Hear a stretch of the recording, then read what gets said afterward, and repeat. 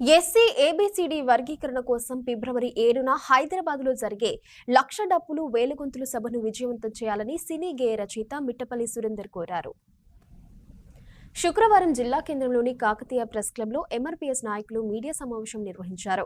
ఈ సమావేశానికి సినీ గేయ రచయిత మిట్టపల్లి సురేందర్ హాజరయ్యారు.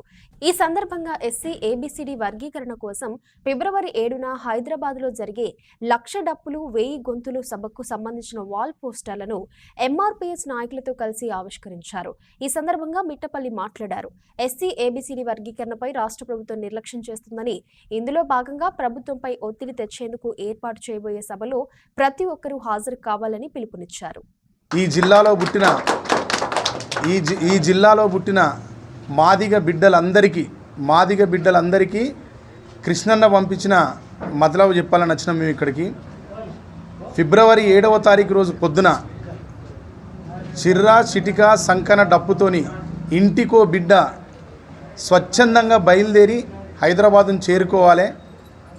హైదరాబాదును చేరుకొని మన మాదిగల భారీ సాంస్కృతిక ప్రదర్శనను విజయవంతం చేయాలి. ఈ విజయవంతం చేయాల్సిన దాంట్లో ఏ ఒక్కరం కూడా నేను పోకపోతే ఏమైద్ది, ఒక్కరిని పోకపోతే ఏమైద్ది అని ఏ ఒక్కరు అనుకోవద్దు. ప్రతి ఒక్కరూ అవసరమే, ప్రతి ఒక్కరికి ఈ సభ అవసరమే. మాదిగలై పుట్టిన ప్రతి బిడ్డ ఫిబ్రవరి 7వ తేదీ రోజు హైదరాబాదును ముద్దాడాలి. అందరూ ఒక తెలంగాణ ఉద్యమంలో మనం ఏ విధంగానైతే కలిసికట్టుగా పోరాటం చేసినామో 30 ఏళ్ళ కింద కృష్ణన్న ఒక్కడు మునం పట్టిండు. ఎంఆర్పిఎస్ పోరాటం, మాదిగల రిజర్వేషన్ పోరాట సమితి అని ఎప్పుడో 30 ఏళ్ళ కింద అన్న ఒకడు మునం పట్టిండు. ఆ మునం ఇప్పుడు కొసెల్లెకాడికి వచ్చింది. కొసెల్లెకాడికి వచ్చి రాష్ట్ర ప్రభుత్వం అడ్డు తగలడం వల్ల ఆగుతుంది.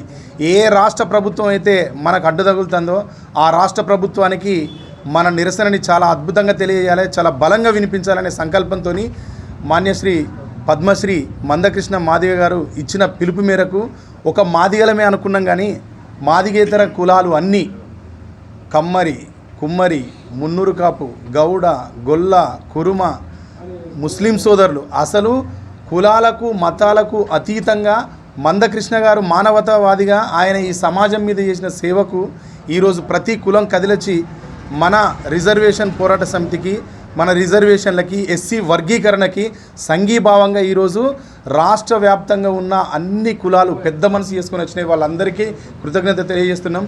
ఇక్కడ ఉన్న అన్నలు, తమ్ముళ్ళు, అక్కలు, చెల్లెళ్ళు, ఇది మన మాదిగలకు జరుగుతున్న అతిపెద్ద పండుగే అనుకోండి. దీన్ని ఈరోజు మనం చేయబోయే యుద్ధం ఏదైతే ఉందో, ప్రదర్శన ఏదైతే ఉందో దాన్ని పండుగలాగానే భావించి అందరూ తరలి రావాలి. 7వ తారీఖు రోజు ఎవరు ఇళ్లల్లో ఉండొద్దని, ఉండాల్సి వస్తే అందరం కృష్ణన్న దగ్గర ఈ ప్రదర్శనలనే ఉండాలని కోరుకుంటూ సెలవు తీసుకుంటున్నాను.